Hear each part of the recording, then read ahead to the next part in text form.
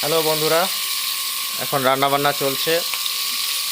তো ইলিশ মাছ দিয়ে হচ্ছে কচুরলতি রান্না হবে। তো এখন ইলিশ মাছটাকে ভাজা হচ্ছে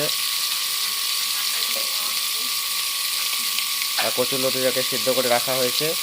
এরপরে কচুরলতিটা রান্না করে এখানে ছেড়ে দেওয়া হবে ইলিশ মাছকে।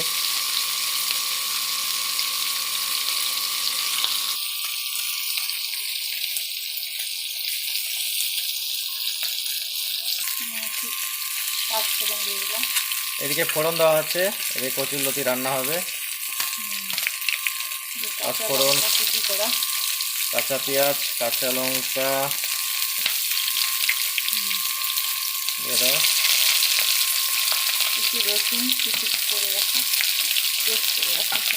একটু হালকা করে রাখা রসুন দেওয়া হলো, এটাকে একটু ভেজে নিই।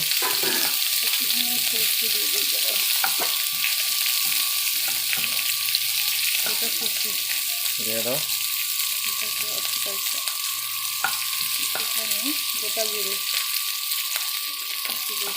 গোটা জিরে।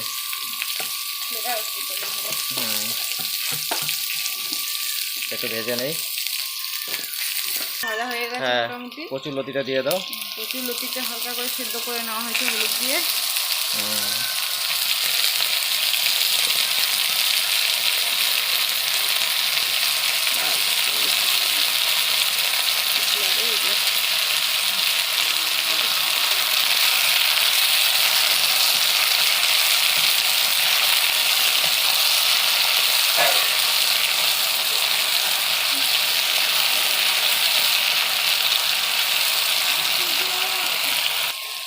যেহেতু আগে একটু হলুদ দেওয়া আছে, এখন একটু সামান্য দিলাম হলুদ।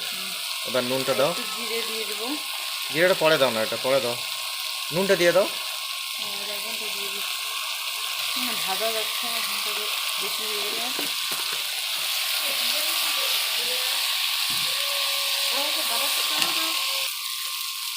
কচুরলতিটা ভাজা হয়ে যাচ্ছে প্রায়। হালকা করে জল দিয়ে একটু সিদ্ধ করবো আর একটু।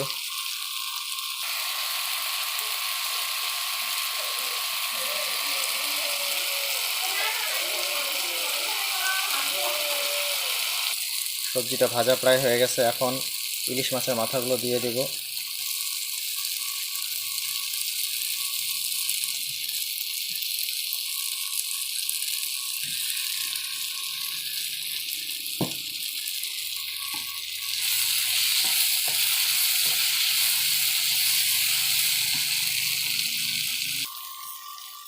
বন্ধুরা, এখন আমি সবজিতে জল দিয়ে দেব।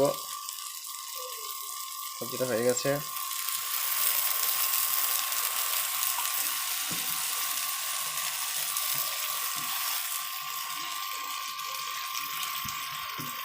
তো ঢাকা দিয়ে সিদ্ধ করে তারপরে তুলে নেব।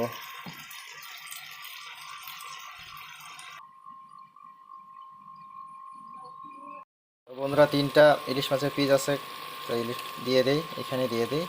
আর আলাদা করে রান্না করব না, সময়ও নেই, খিদে লাগছে। তো এখানে দিয়ে দিলাম, এখানে হয়ে যাক।